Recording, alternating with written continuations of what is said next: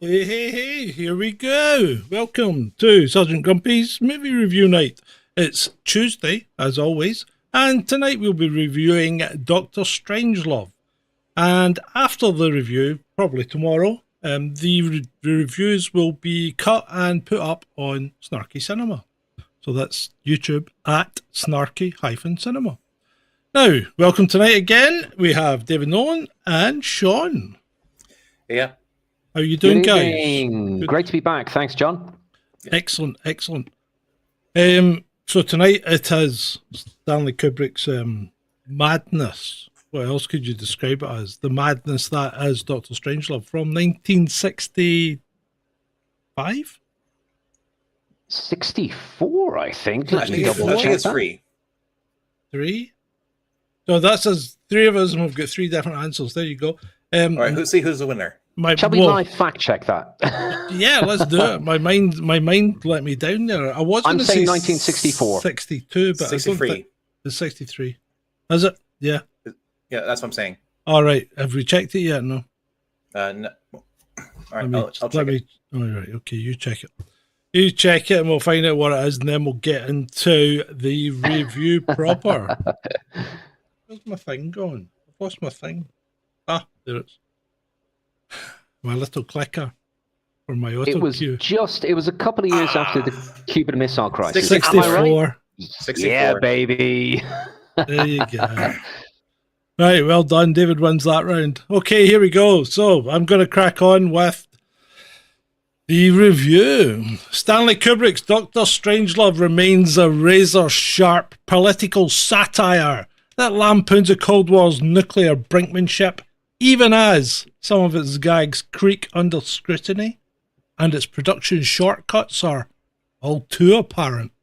Peter Sellers delivers career-defining turns, the war room set is a design marvel, and Kubrick's uneasy blend of deadpan realism and absurdity still hits home.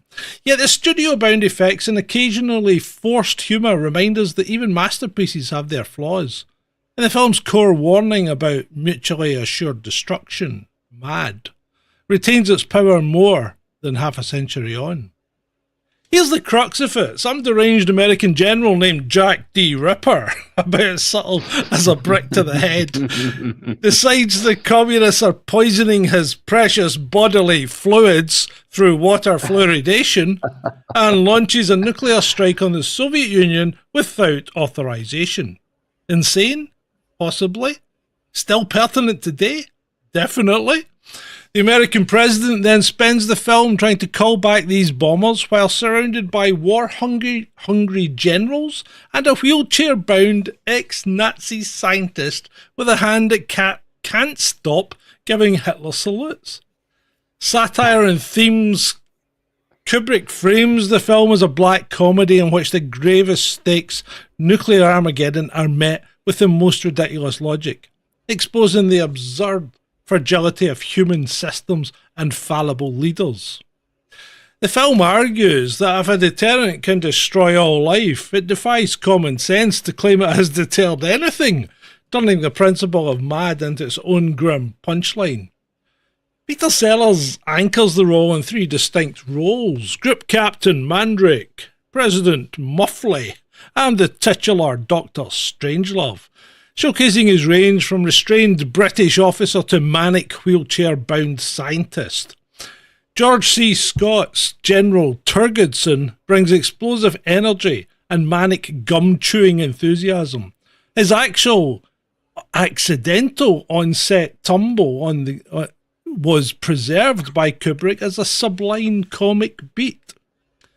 Slim Pickens as Major King Kong embodies Texan bravado, riding the falling bomb in what is undoubtedly one of cinema's most iconic images ever.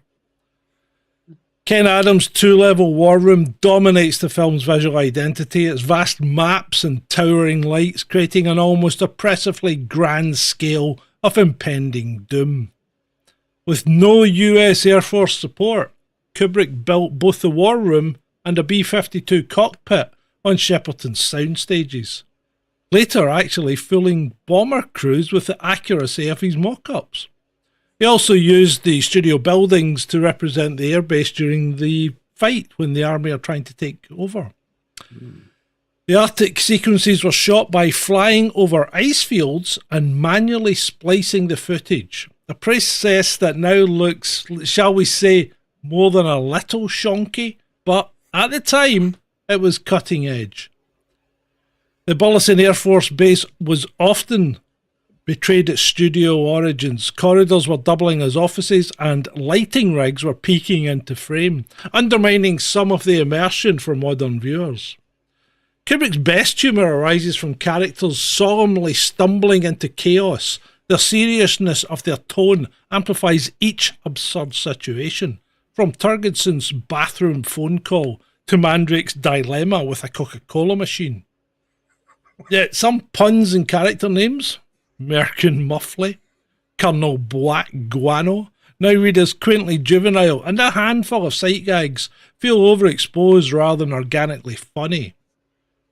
Dr. Strangelove forgives few human foibles, paranoia, incompetence, sexual repression, and amplifies them into a cautionary tale where the only assured outcome is global extinction.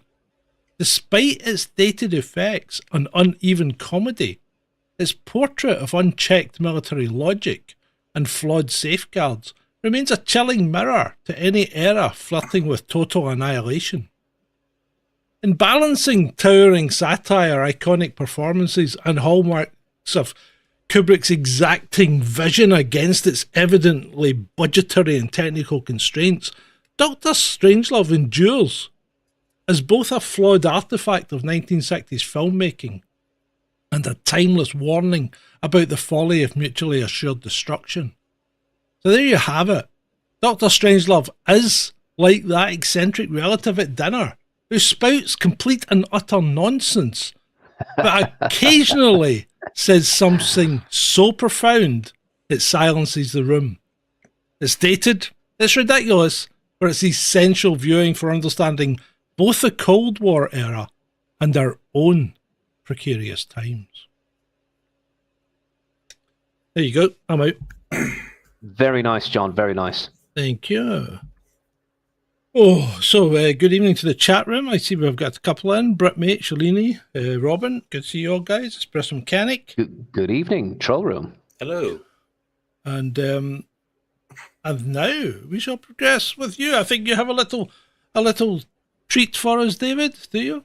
Yeah, a little je ne sais quoi, A fateful moment, gentlemen, when we face the fact that our species has survived this long only by the grace of our own stupidity. And of course, that's one of the many quotes from Dr. Strangelove. So Stanley Kubrick's dark, politicized satire, Dr. Strangelove, or How I Learned to Stop Worrying and Love the Bomb, is one of the weirdest and most bonkers films ever made, that features the late great Peter Sellers in some of his most iconic roles. As John just said about range, he had a great range in this film. Released at the height of the Cold War tensions, that is kind of debatable because, of course, the Cold War tensions ran into the 70s and the 80s up until the collapse of the Soviet Union in 1991. So yes, Cold War tensions, and in the years after the Cuban Missile Crisis of 1962, Dr. Strangelove blends military madness, political paranoia, absurdity, and the dangers, as John just summated there, of how quickly nuclear conflict can escalate. And just to echo what John said again, folks, it's weird, it's bonkers, it's very, very dark and satirical, but it's worth a watch, as well as the quite often some of the hamminess acting that we get in it. But there is a reason for that, and why Kubrick is actually presenting it like that as such. So yeah, get into the time machine, go back to the 60s, see what you think. It's only about 1 hour 35 minutes, just over 90 minutes, but it's worth a bit of your time, folks. Dip your wick in and see what you think. I enjoyed it. Cool. Sean, what did you think? Just kidding, I didn't freeze. I actually found it quite humorous at points. At first I thought it was going to be a much more serious film. About like the whole warnings of like nuclear power and stuff like that, and the butting heads of America and Russia. But I was actually kind of surprised by it. It was a bit more comedic and humorous at times, and it being very skit-like, similar to like other film productions, like the film Airplanes in a way. Yeah. Ironically, having an almost airplane. like sketches in it. Yeah. Yeah, sketches. Yeah, sketches with different altering scenes and just like much more comedical sort of humor in a way, even though not always humorous, but sometimes adding some sort of flake bits of slice of life ways. Like, for example, the president chatting with the Russian president, basically like a bettering married couple. Ambassador. Yeah. Well, no, like I meant like the actual on the president phone of Russia. to Dmitry. On the phone. Oh, Dimitri! Of course, of course, I'll phone you. I'll phone you anytime for a chat. But this is slightly more important. Yeah. That part of it's fine, quite entertaining. And during the opening scene, I was like pausing there, like for a moment, like I was like, "Wait, what's that?" I was like, "Oh yes, I remember," because like some planes that fly for hours and hours on end need to get refueled by other planes via tube. Yeah. And at one point, I was like actually expecting David Attenborough to come in and chime in, like, and here we have two planes attempting a meeting in the mid-air. The male. Yeah, okay. It would have been quite good if that had happened. Yes. And in 9 months, cool. A new drum plane will hatch from this union. You could see you had to use stock footage to fill in all the plane stuff because you didn't get any cooperation. As a matter of interest, sorry to cut you off mid-flow, Sean. Continue in a couple of seconds. John, do you know what plane was that? Was that like a B-52 in it? That's a B-52. It was an earlier version of a B-52. Yeah, I thought so. Well, I don't know if it's an early version because I think they've only had. Well, I don't know how many versions they've had to be true, but they're all pretty much the same. Yeah. Okay, gotcha. Yeah. Sean. Well, back to what I was saying, like the planes meeting and all that stuff, and then moving on to like the actual scenes. I found it quite entertaining seeing all the camera work for scenes and for some scenes, as well as like the whole inside of the plane and all their like preparations and like a little we got this code, we have to take this file. Like I was like, oh yeah, this is during the age where they didn't have like technology or anything like that, or proper technology where they just like looked down on the computer screen. They actually had to have like a physical copy of things. Oh yeah, like a map. Yeah, back in the old days. Yeah, back in the old days. An A to Z. Yeah. Yes, we have plans. We have plans A to Y. Don't you mean Z? Yes, we mean Z. Yes, I found it quite entertaining, especially like my favorite parts was the flippin' idiot who bursted into the office in the aftermath of the brawl between the Americans and the Americans, because they didn't know the other ones were not Soviet Union people. Was that flippin' idiot?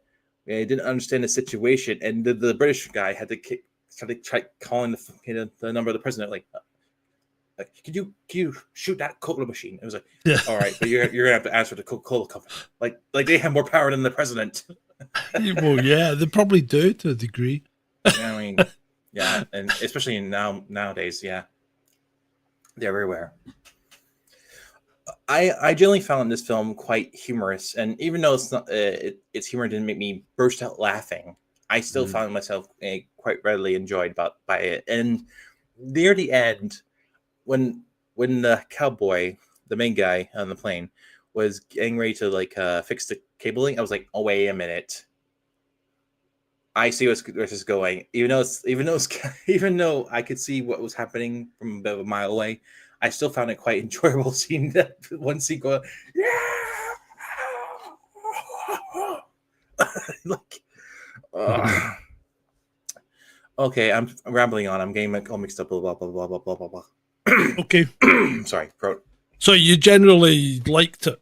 It wasn't as bad as you thought it was going to be, even though it was black and white. Not only did I actually generally liked it, You know, I was actually a bit more invested in this film than, and no offense here, but I was actually a bit more invested in this film than I was for most of our previous entries. Wow. Yeah. Now that's interesting, because I found with this as well, this film, even though it's 1 hour 30 odd minutes, it does require quite a bit of patience.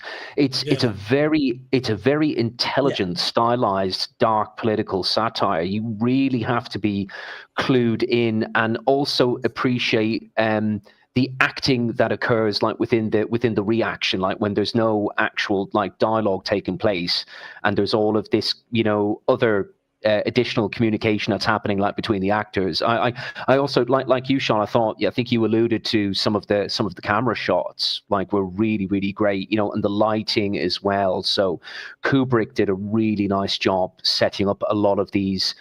I think what they call them is BFCUs, is the acronym, like big effing close-ups of like particular characters, and the backdrop lighting, a little bit of lighting on their face. So it was really effective. So I really appreciated that kind of style of filmmaking by Kubrick in that sense. Yeah, it was really good. Yeah, and like I will be honest with you. Like, I don't like I try to avoid looking up some actors and stuff like that, so I don't get like sort of washed out by some of the characters in a way, because like like the whole situation with The Rock, whenever he plays a role in any film, we don't really see the character, we just see The Rock. The Rock in Jumanji, the Rock as Superman's pet, okay, and The Rock as a Tooth Fairy, all that stuff, Yeah. But what you said there about like that one guy playing the president, the British man, and what was the third one? The scientist, Dr. Strangelove. The scientist, like, I did not realize that until now. Oh, right. You didn't realize that was...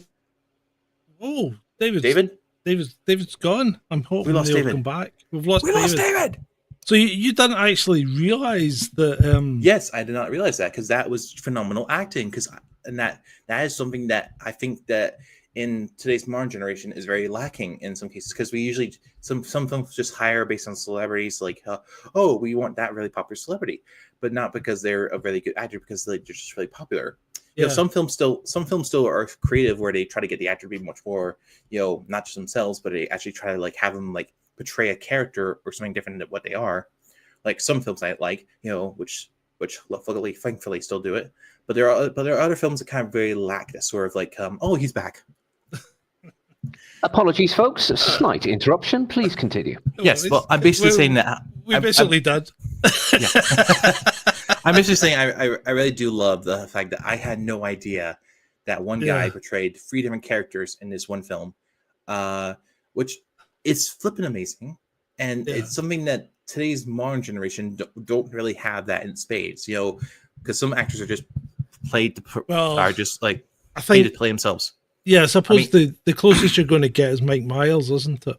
These days, playing Dr. Evil and Austin Powers and Fat Bastard, and I think there's some good ones. Like, I've not seen what's his name. Eddie Murphy did Eddie Murphy not do? Oh, he does a lot of stuff like in his own films, like and the Flumps. Did he not play almost the entire cast?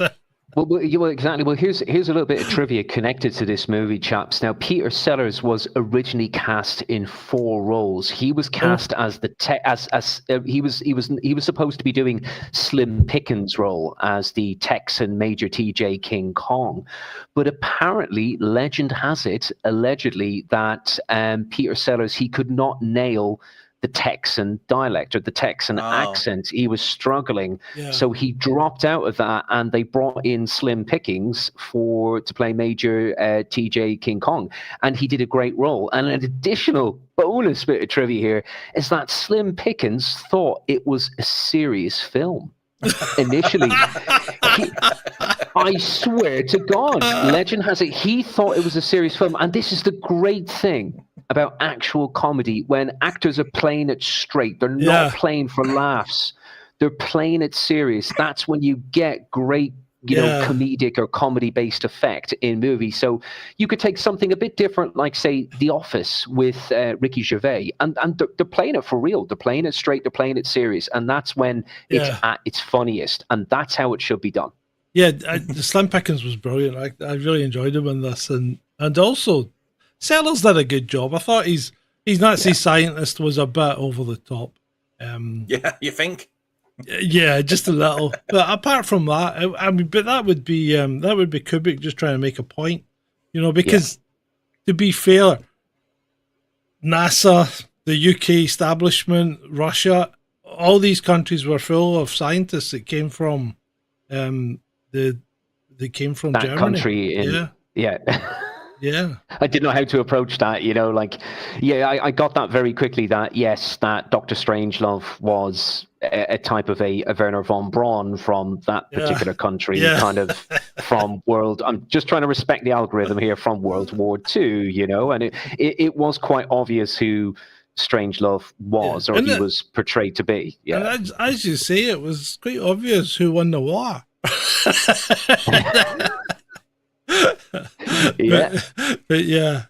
I mean, it was pretty good. And what's his name? I thought you got to give George C. Scott a special mention. I think he played it brilliantly as well, because he's not a comedic actor, and he kind of played it straight, but you could see at times that he would flip from one stance to another, and he would do it seamlessly. It was pretty good. I really enjoyed his performance. I did. I thought with George C.C., he was the main general. He was Buck Turgidson in the war room. Yeah, kind of. I warmed to him sometimes, and then other times I was just like, oh, just shut the you-know-what up, and let's just get on with it. The pace would kind of like really slow down, and they'd kind of get into this, I don't know, it was like very, again, very deeply politicized and kind of satirical. It's like, let's just we're getting kind of too wrapped up here in this kind of like limited kind of Cold War hangout. Like, let's kind of keep, I got a little bit impatient with certain performances at times where I had patience for others, like, with Strangelove and, Group Captain Mandrake, who was very, very good. Yeah. Quintessentially British, just like, tally ho, let's have a cup of tea and let's relax. It was very good. What kind of uniform is that? Yeah, it was pretty good.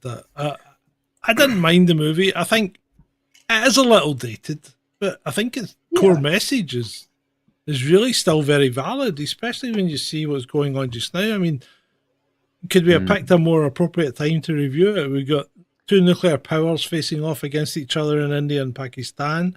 We've got Israel, which allegedly doesn't have a nuclear weapon, but we all know it allegedly does. Yeah. Iran, which probably actually doesn't have a nuclear weapon and they've been quite honest about not wanting a nuclear weapon. So they're facing off against each other, but you would have the big boys in the background. You've got the Granddaddy USA and Papa Bear that would support their respective sides. So, and then we've got our little friend, Tiny Vlad in the Ukraine against again the big Papa Bear. So it's fraught with danger no matter where we turn. There are so many things that could trigger something at a moment's notice, even as far afield as the Pacific with Taiwan and China. Yeah, I agree, John. It's dated, but it's relevant. It still delivers like an urgent warning or message. And we should not forget, folks, that even though dated and, very stylized, Hamanist and dark political satire of its time, this was produced produced and released 2 years after the Cuban Missile Crisis. And one of my parents still says to me, to this day, my mother, in fact, she was only a couple of years old, so she was only a wee lass in 1962, and still remembers, even as a child, red booklets being delivered house to house back in Dublin, in the Republic of Ireland, where she grew up. It was a very frightening time. The red booklets, the iodine tablets, and all of this, government information that was circulating. People actually thought there could be nuclear annihilation at that particular time. Yeah. And we used to get public service announcements on TV.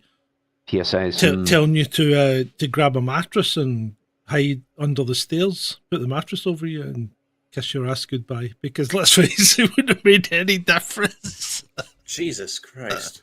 But yeah, they used to give you all these things to do because, you know, I mean, they like to keep the population happy, I suppose, and under control. I will say that people of the current generations don't really realize how good they have it, like compared to living like that. You know. Well, I don't think, to be fair, you know, it's not that different. Not that different now. You're still under the threat of nuclear war. It's just people realise that there's very little you can do to mitigate it if it did happen. You know, it could just pop off like a hot nuclear war, like that before you know, before it even gets as breaking news with the mainstream media. Like, you're off and away. Yeah. And it just depends on how long. It could be just a kind of like a hot flash, but that could be all it takes to cause incredible untold damage. I will have something that I need to say about that. Like, and this is a message. Like, and the very slim chances that any of these political leaders are watching this, like, if there's any chance that like people like Putin or any of those other guys are watching this sort of video, then I have a message for you guys. Ditch the nuclear warheads. If you want to sell something with another country, hire an M&A fighter or whatever they call it, and then have them fight it out. Oh, you mean like have duels? Yeah, just have your champion. Like have duels. Yeah, have your champion. Represented fighter. Have them fight, and then you can take the resources if you win or lose. Just do that. Yeah. So simple. It's not going to work. Yeah, that wouldn't work. I don't know if you guys also, you know, if you dug into the background of this movie, it was based on a serious novel. I think that was released in 1958. So before the Cuban Missile Crisis, and it was called Red Alert. Yeah. Red Alert. Not just a kind of a DEFCON Red Alert, but I think that was more attributed towards kind of like the rise of communism. It was more about the Red Scare. Would you agree with that, guys? Or yeah, I think so. It was more. They were kind of. He was trying to point out the incoming problem with communism and potentially it taking over from a variety of different facets. You know, and you see that as well in the movie because he's bringing out things like the fluoridation thing. You know, and that's still very topical. It's very the bodily fluids. Yeah, that's where that comes from. Yeah, it's very, very typical of problems that we have today because some countries fluoridate their water, other countries ban it. You know, exactly. And you can understand that. Can you understand why this is still a topic for discussion 50 years later? Yeah. Fluoridation is still under discussion 50 years later. Is it good or is it bad? Surely we should know. Yeah, according to the character, because like, you know, General Buck Turgidson, played by John C. Scott, he got into this quite a lot, like especially towards the end of the film when they were still, you know, in the midst of a shootout. No, that wasn't John C. Scott. That was the other guy. That was Ripper. It was Ripper. Oh, no, sorry. Yeah, I'm getting mixed up. Yes, it was. It was Sterling Hayden. Yeah, I've got that list there. Yeah, Brigadier General Jack the Ripper. Jack the Ripper. Yeah, Jack D. Ripper. It was great. Yeah, he got into the whole fluoridation thing. Then it made sense that, you know, the precious bodily fluids was a euphemism for not what we thought it could have been, but it was a very clever device, the way they kind of continue with this euphemism. It's like, what's he talking about? Ugh. But it was more about kind of the, you know, potential fluoridation enacted since 1946 by the commies of the time. So that's what that was about. Yeah. And look at today, right? Because if you went back to 2020 and 2021 and trawled, you know, YouTube videos and even MSM TV videos or interviews from that time, you would wonder, what are these people talking about? Because they're dancing around subjects. You know, because we don't talk about certain things that, you know, injectables, shall we say, because we can't see it, you know. That's just verboten. It's verboten. Yeah, and it's the same. It's the same thing, you know. The whole thing's crazy. Have we really changed at all in 50 years? Are we just treading water? What are we doing here? You know, we've got more tech. Everything's fancier. You know, we probably eat way more than we should do now because we're all fat. But have we changed that much in real terms? No, I don't think we have. Yeah, And we're still dealing with some crazy batshit bonkers, malevolent individuals out there who could just that's it. They could just push a button or yeah, give an order or get shit scared by something that Jack the Ripper did, and we're off and away. yeah. You know. Yeah, I mean, in some respects, I think we could go. We probably will, or at some point, maybe visit a film called Rollerball. Oh, 1976. I think that was actually, or Yeah, 78. Yeah, James 70s Caan, movie. and Mm. that does a good dive into corporatism and where we are now. I would say, in a lot of respects, it's not so much the governments that control the world; it's the corporations. Corporatocracy. Yeah. Oligarchical corporatocracy. Now, John, I wanted to get into, because you said this in your, I think, in your blurb for this show. Did you have some issues with the technical issues, like with the war room? I think you wanted to kind of get into that, because go ahead. I think you could see that everything was constrained by funding. That was a problem, and there were things in the war room that it could have been so much better done. But obviously he didn't have the space and he didn't have the time and money to do what he really wanted to do. You really wanted something that looked like NORAD, But obviously this movie was made without any cooperation by the US military. And that becomes a problem, because even if we move forward to, like, for instance, An Officer and a Gentleman, I think that was made the same year as Top Gun. Top Gun was made with the full cooperation of the US Navy. And funding, possibly, as well. Yeah. And An Officer and a Gentleman was made with no cooperation from the US military or Navy, right? And yet, I would say An Officer and a Gentleman is a much better movie. Ultimately. That's interesting. Yeah. Well, I love Top Gun. You don't have the funding. Yeah, I love Top Gun, but An Officer and a Gentleman is a classic movie. A good one to review, perhaps, chaps? Possibly maybe at some point, and certainly much more than just a love story. You said it was you kind of you spoke about the war room as being like a giant poker table, John. Is that true? Well, yeah, it kind of is, and then there's the other things, like where you could actually see lighting rigs and things like that, and that can be a problem, Did you saw that? You saw yeah, the lighting rig? There are bits in the corridors and things where you can see the lighting rig poking through, where they've been using them, and that shouldn't happen in a movie at all. No, and it certainly shouldn't happen in a Kubrick movie, No. So yeah.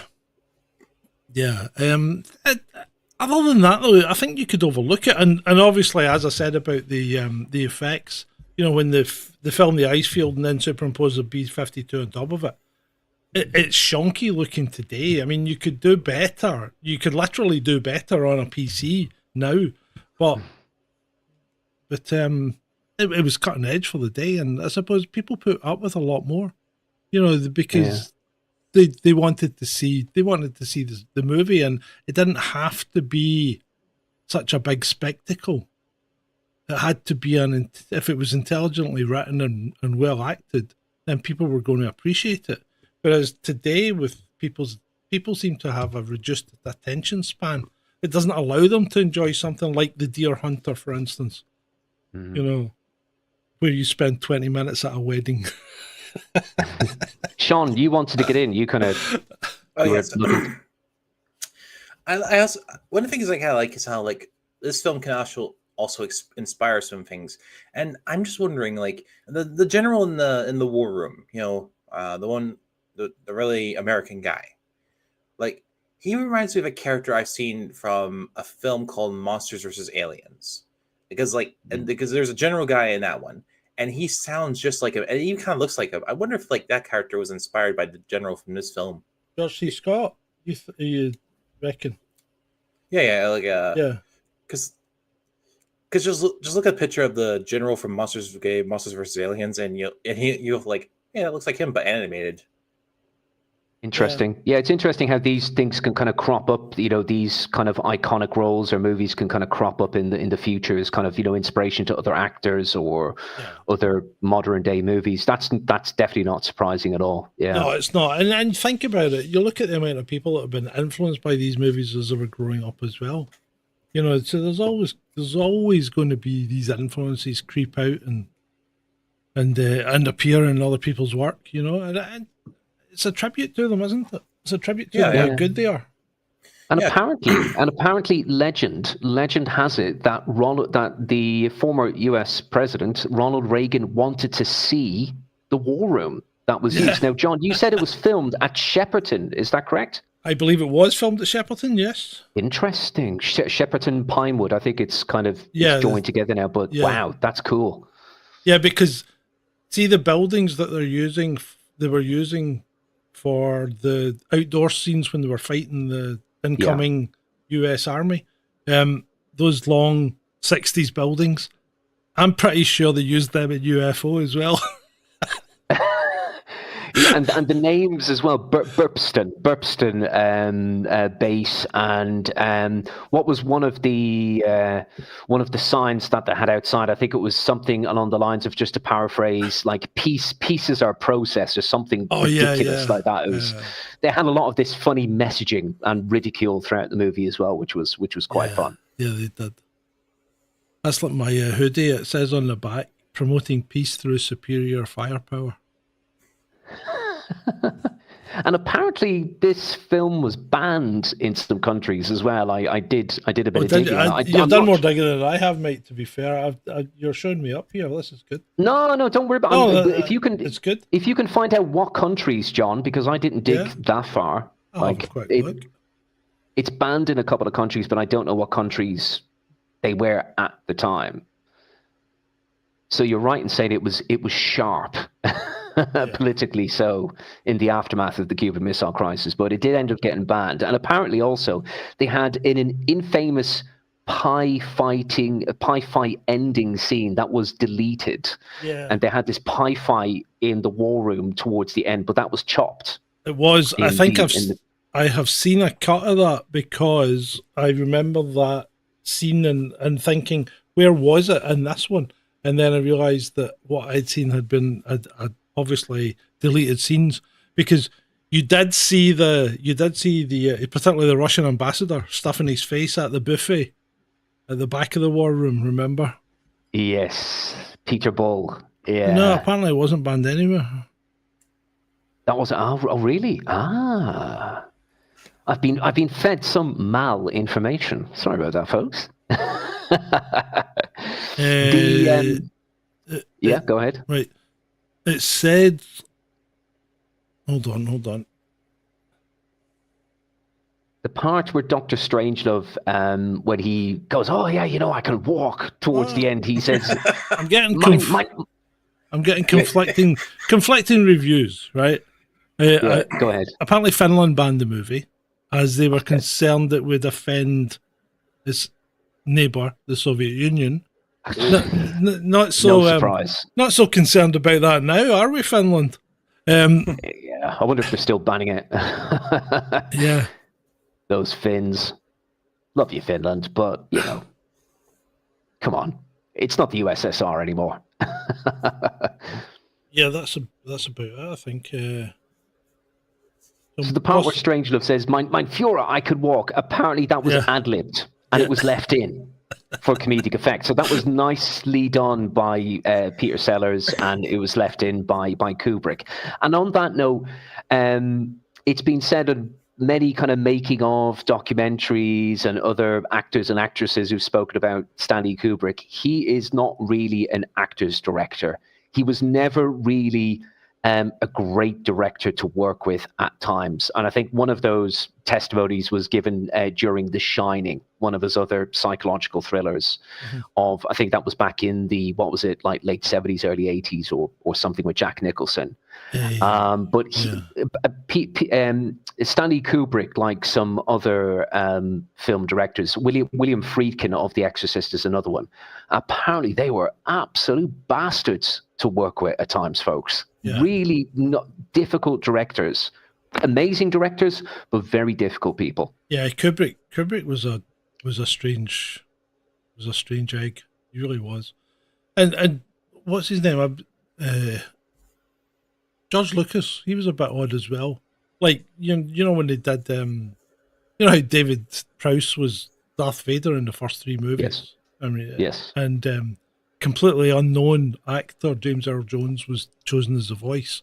Originally, Lucas wanted Orson Welles as the voice.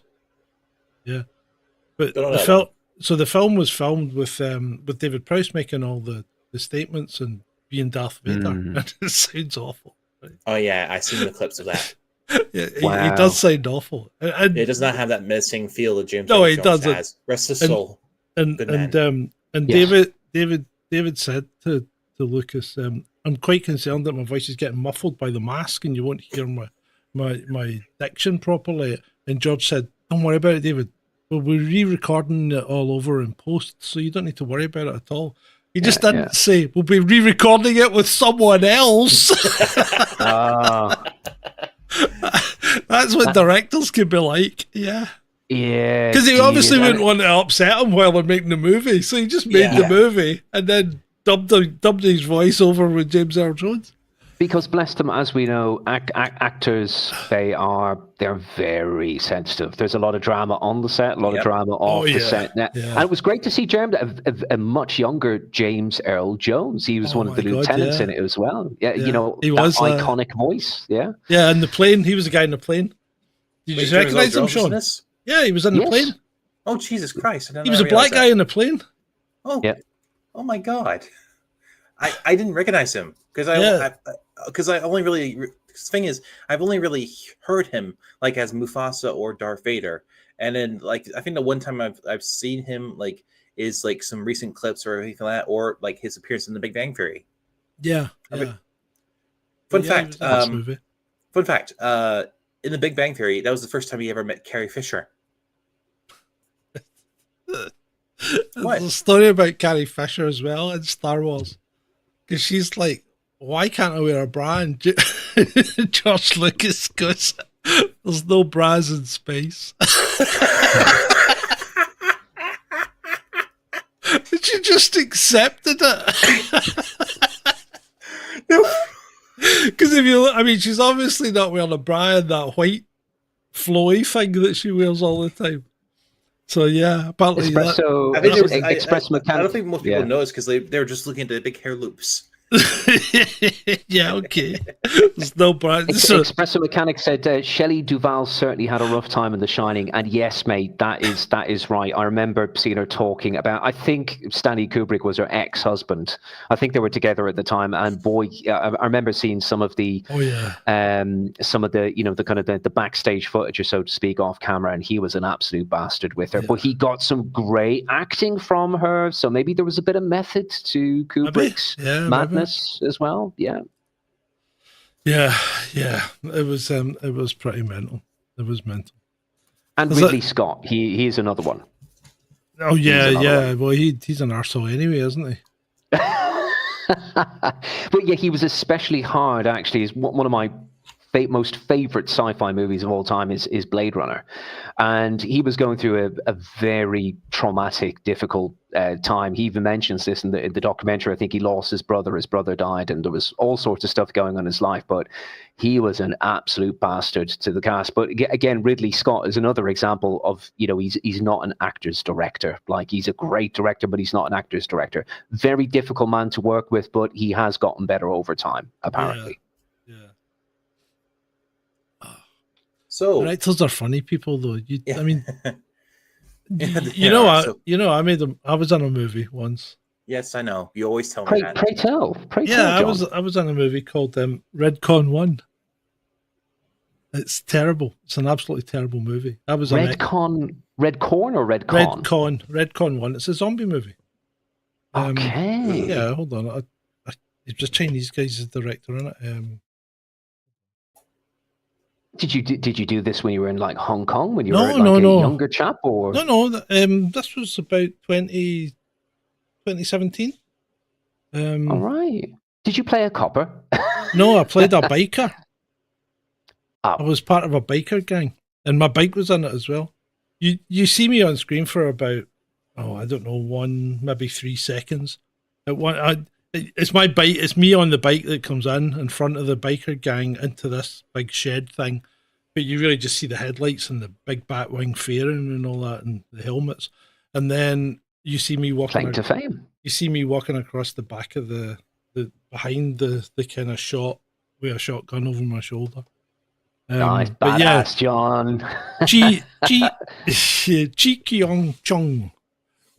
Chi Keong Chung was the director. Chi Keong Chung. Yeah, it's on IMDb. What's it called? 3.8 out of 10. So it's not a great movie. But he never spoke to anyone. You know, it was always his lackeys that would tell you what to do, that would set up everything. You never actually saw him do it. He just sat in the background and never said a thing. He just sat there with his monitor and did everything.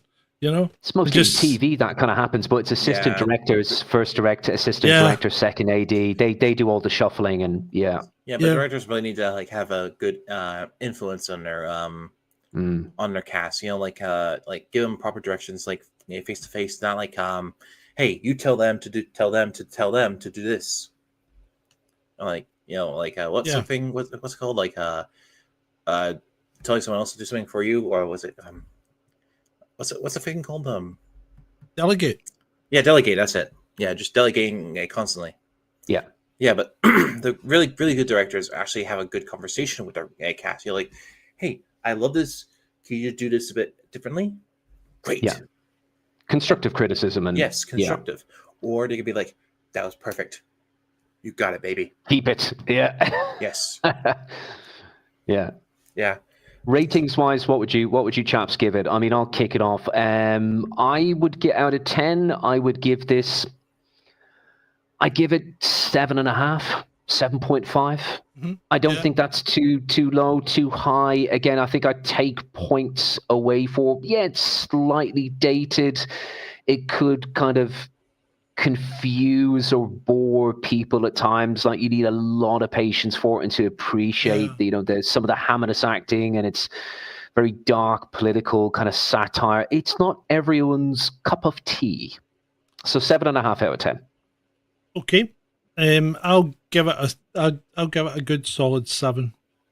Good 7. Yeah, I'm giving it a 7 as well. Yeah, there you go. And all the films we reviewed so far, I would definitely put it as my second highest favorite one we've done. Really? Yeah. Yes. Well, technically first if we don't include my one that we did. I don't know what one I'd put first at the moment. Probably the Deer Hunter.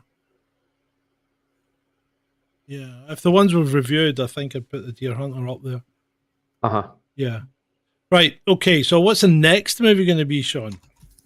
What's the choices? I will give you my choices, and I will also do the whole boxing again. But this time, to prove that, just so some people are like, "Hang on, is he just going to change it to whatever he thinks?" Like, no, I'm going to write down the possible second option, but it will only happen if you both agree on switching. From my first choice. Okay. So you make your first choice. Right. I'm gonna stay with the themes of impending nuclear war, but I'm gonna lighten it up even more. Right. I'm gonna go with war games. Ooh, nice. So you chaps are gonna do a poll. Gonna put to the polls. So my first choice is going back to Godzilla 1998, because it keeps with some themes of the whole nuclear war, some things like nuclear, all stuff. But I'm also going to make a second option, a second option in case you guys want to change it. So just so we're clear on it. Right. So what happens? We both need to agree if we want to switch, and if we don't agree, it stays with Godzilla 1998. Yes. Okay. That'd be quite interesting, because Godzilla 1998, is that not Matthew Broderick as well? Correct. It is. Matthew Broderick is in. That's the Roland Emmerich one. I remember seeing that. Yeah. All right. At the cinema. I written down my second choice here, but it's only going to be changed to this if you both agree. So right. Okay. In the box we have right now, it's Godzilla 1998. Would you want to go to the second box? Yes or no?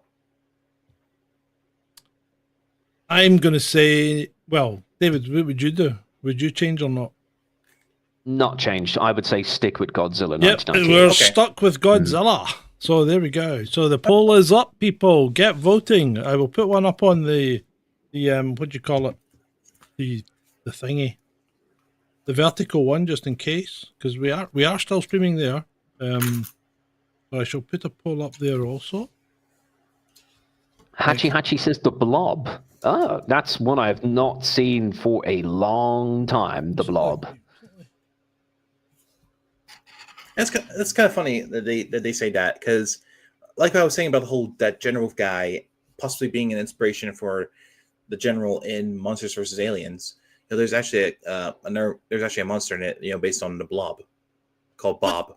What did I watch recently that was kind of based on the Blob? It was an alien movie like that, but it was modern, but it was set in those times where it was like fake.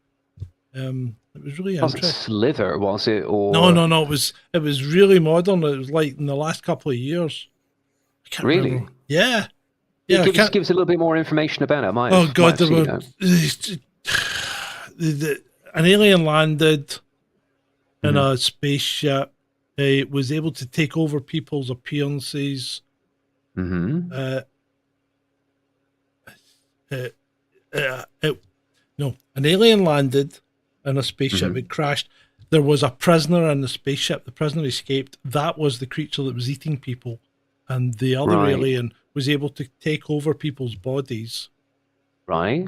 And was trying to find it, and I can't remember what the hell it was called. It wasn't a great movie. It wasn't a great movie, but it was interesting. Oh yeah. Any notable kind of names, or it was just kind of B, C cast, like It was Z cast? It was a B cast, yeah. Right. I'll find it. Yeah, let me know. What was it again? Like a alien crashes and then another one takes over bodies trying to find it? Yeah.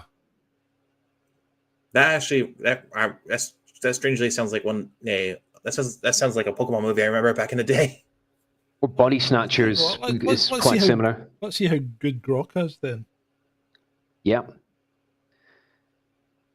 Grok or Gork. I think that's the alter ego of it. So what was their choice again, John? War Games. Oh, War Game. And mine's Godzilla. Yeah, War Games is a classic. Again, that's very on Matthew Broderick. I haven't seen that in a long time either. Probably would only be my second time viewing it if we had to review it. But that is also very good. Did you ever see Godzilla 1998? Yeah, I saw it at the cinema. Yeah, it was one of the Roland Emmerich classics. Even remember the soundtrack by. Well, it was P. Diddy, but he was called Puff Daddy at the time. They did a cover of Led Zeppelin's Kashmir. That was kind of like the cover track, and they called it "Come With Me." Yeah. Oh yeah, I had that song. I think that was my first ever monster movie. Yeah, it was great though. It was very entertaining for a '98 movie by Emmerich. So that was Emmerich in his prime with those big movies. Yeah, it was definitely a part of my childhood for a long time. I think I mentioned before that it actually got like it got a continuation in a TV series. Oh yeah. Yeah, like some other like cartoons like on Fox Kids. Some of them were based on like certain movies that came out. Like there was like a series based on Men in Black.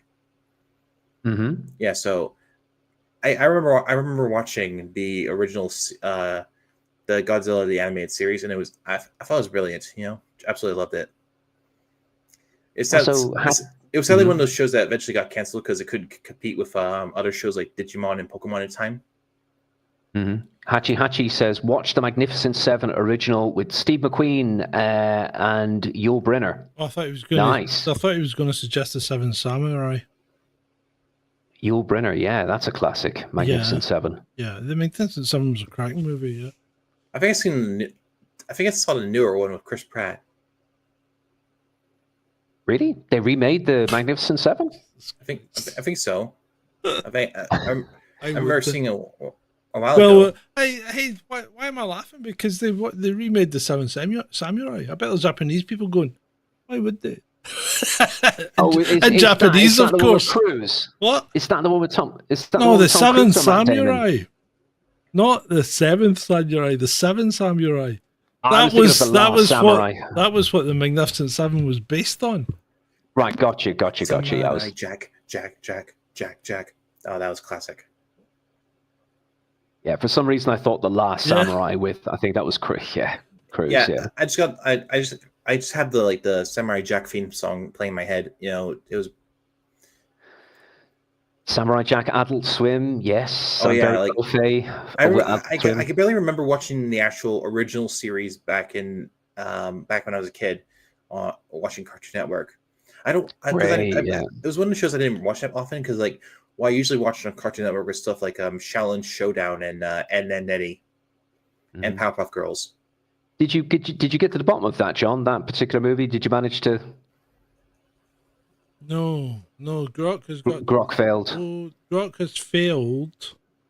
But as it's failed, right? This is incredible. So since no existing film aligns precisely, it says, right? I'll create a fictional movie summary that matches your request. So it's made a fucking movie up for me to tell you about that doesn't exist. What? That's you AI. To find it manually. That's AI for you. Eh? Tell it to F off. I don't use Grok very much at all, but I don't have Firefox open just now, so I can't get onto Perplexity. Can someone make a virus program to take out all image making AI and stuff like that? Because honestly, I'm getting sick and tired. For the purposes of YouTube, that's just a joke. Yo was a handsome chappie, says Julie. He was a bit scary looking, Yo Brunner, was he not?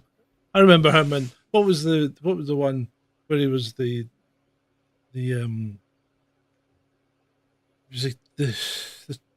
what would you call him? Not a Mandarin? Was he a Mandarin? What's that movie called? Oh, it was a music. Sounds like something you wouldn't get away with nowadays, John. Oh no, I know. I was about to say something and I thought, no, I better not say that. It's ridiculous what you careful. can't. I mean, I get pulled up today for saying that there was three black women drivers today that I saw were obviously had never passed a test in their life because their driving was so appalling, right? And someone said, why did you have to mention their skin colour? And I'm like, well, that was pertinent to it was a common factor between them. Yeah. I mean, that's crazy. People are just gone nuts these days. You can't say anything. The retort to them is, well, why are you getting so offended? Yeah. Why are you getting so offended? Just having a conversation. Yeah, you're right. To be honest, they probably would have still got offended if you just said free women drivers. Oh no, I was actually thinking about that and thinking maybe I should just have said 3 people driving completely nondescript cars. Definitely not Audis. Yeah, free and gender non-specific people. John, it looks like you might have won the vote, mate. Oh, yeah, I think I'm all right. I think I found them vote. Hey, John, I think it's War Games. You'll like War Games, mate. Sean, you're going to like it. You'll like War Games. Stuff. Yeah. War Games War Games is quite good. You'll like it. Yeah, I'll give it a try. I was just hoping for my choice. You'll get there, mate. You'll get there. One day. Respect the G-Man. The G-What, Godzilla? Yes, the G-Man. Yeah, well, you'll get there. You'll get there. Or some toxic Godzilla fans will refer to this one as just Zilla. Because some of them are just like... I'll let it run slightly longer and my score went up, so I'm just going to end it now. Thank you, people, for voting. Remember, like, share, subscribe. But apart from that, next week will be War Games, starring Matthew Broderick and Lee Thompson, is it? Is it Lee Thompson? I'm not sure. I just remember Broderick as the lead name. Yeah, I think it might be Lee Thompson. What's happening with you this week in streaming, John? I know you've got a new review out for the Snarky Cinema. I think you were saying about The Killer. Yes, so... Would you like to advertise that? Yes, I have. On David. David gave me some pointers of movies to watch that he found particularly intriguing last week. And one of them was The Killer, starring Michael Fassbender, which I did watch. I watched it, and I've reviewed it. And if you want to find out what I think about it, go to Snarky Cinema. So it's youtube.com/@snarky-cinema. And then you can read or listen to the review. It's not long, it's about 6 minutes. And do we have a rabbit hole this week, sir? Well, Ed's off this week. He has things on. So I'm doing a true crime episode. Oh, excellent. I'm making a true crime episode, and I might do it as a kind of, a video inside the live stream, so as we can then talk about it on live stream. And it's quite current because it's going to be on the case of Ogonwaska, the Polish woman who claimed self-defense when she defended herself against the guy who was you can't even say, what is it, intimate assault. Okay. And she ended up with 17 years in the jail, so it's going to be on her case.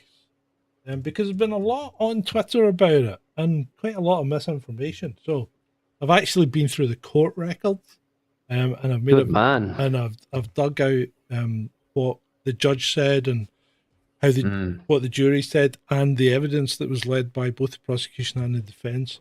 So I shall be making a proper informed opinion on it, and whether it was or wasn't right, and whether it's been a miscarriage of justice or whether it's been correct. We'll find out. I think it's a good niche, John. I think because you're an avid researcher, you like to dig. You're a former officer as well, so I think this is right up your street, mate. So yeah, good luck with that. I look forward to that one. Yep, it takes a wee bit longer to do, but it should be quite interesting. So we'll see how it goes. Do we have a special guest for All In? We do. On Friday or what's happening? We do. Can you reveal who the guest is? Oh, or do yeah. we just have to wait? No, I can reveal. Simon Cowell. It's apparently he's calling himself Chad Hawk. Chad Hawk. Yeah. Man of the people. That's it. That's him. Yeah, he's coming along on Friday. Chad Hawk, Man of the People, will be appearing live on Friday on All In. That'll be fun and interesting. It should be. It should be different. Yeah. Well, it'll be back to the way it used to be. So it will be completely bonkers. That's what it'll be. Right. I think that's us. We've done our hour. You got any movies you think I should watch at the weekend other than next week's War Games? For me, after recommending The Killer, John, and getting a sneak preview of what you said about it, it's like, I'm not going to say anything to our audience, just go out and check it, I've got no other recommendations for you at present, John. Maybe in the future. I myself, I would like to suggest a really good series if you're ever interested. What's that? One Piece. God, One Piece. You suggest this to me every time. Yes. Yeah, I know. I tell you what I have enjoyed though, and that'll be out again on Thursday with the last 3 episodes, I think, is Andor season 2. Oh. Okay. And I'm writing a review on that as well. I don't think I've seen any of the Star Wars based TV shows except for like maybe 1 or 2 episodes of Mandalorian. Andor's pretty good. It's a slow burn. But it gets there in the end. I quite enjoyed it. Okay. Yeah. Yeah, and it's a prequel to Rogue One, which I watched. Oh, okay. I watched Rogue One again, actually, because I had seen it before, but I thought I hadn't. Is it any good? I've heard so many mixed reviews about Rogue One. Yeah, I completely bypassed it. I thought it was alright. Just one of those one-off things I watched. I'll give you a sneak preview. I'm doing a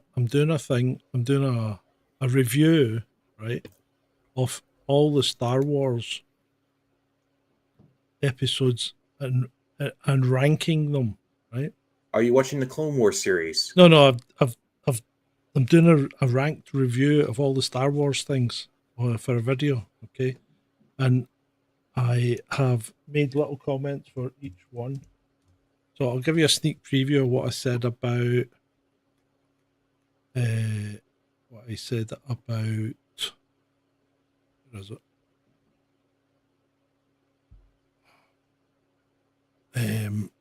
Oh, good grief. I've got so much stuff. Tell you what, I shall start. 2 seconds. Bear with me a second, and then we shall be ending this stream. So remember, like, share, subscribe, because it's good to evangelize. Where is my Andor list? Not Andor, Star Wars.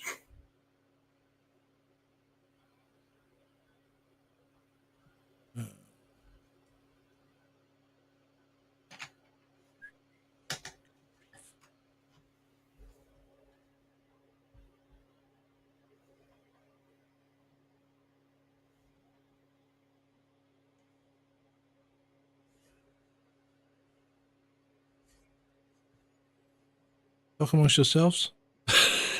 Yeah, fill up. We got to fill up that dead air. I think actually, I was going to say I've not seen any of the Star Wars TV shows. I think I've only seen some of the Star Wars films. Like I've seen Rogue One. I've seen Han Solo. Regrettably, I've seen I think I've seen the New Hope, Phantom Menace. I've seen all the new ones, all the new movies and stuff.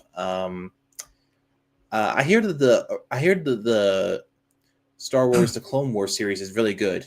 Yeah, apparently that's right. So I took the scores from IMDb. So I didn't rank them. These are not okay. This is not where I would have put the things. This is how IMDb, which means the people's choice, right? So Rogue One comes in at number 10, and I'll do it in my Grumpy Scott voice. Ocean's 11 in space. If Danny Ocean's entire crew got killed at the end, Darth Vader's hallway scene was worth the price of admission alone. Turns out Star Wars is better when everyone dies before they can get ruined in a sequel. So yeah. Yeah, I have to say that one scene was awesome. Like, the end? Yeah, the scene with Darth Vader, yeah. Oh, the scene with Darth Vader, yeah. Yes. Like that one scene was like the best part of the entire film. Like yeah. It wasn't too bad a movie. It was basically a war movie set in space. That's basically what they all are. Well, yeah. Well, I don't know. Anyway, let's not get to Star Wars. We'll be here all night. Right, okay. It's been great for you. See you next week. See ya. Right. That's us out. Yeah. All right. See you guys next week for a War Games. War Games. Would you like to play a game? Yeah, some great lines in it. Yeah, it's good. You'll enjoy it. It's about a computer. It goes nuts. All right. 52 views. Yeah, it was good. It was a constant kind of, between 7 and 10 viewers. How many votes did my film get compared to yours? Sorry? How many votes did my film get compared to yours? It's only a difference of a couple. I got 83%. You got 17. So Jesus Christ. There wasn't a lot of votes, though. So how many votes total? It was only about 7 or something, was it? Jesus Christ. Hey, I'm just saying, like, it's very low numbers, honestly. In general. Yeah, but that's because the people on the other stream don't vote because they don't sub. Yeah, early in the week as well, and it's one of those things.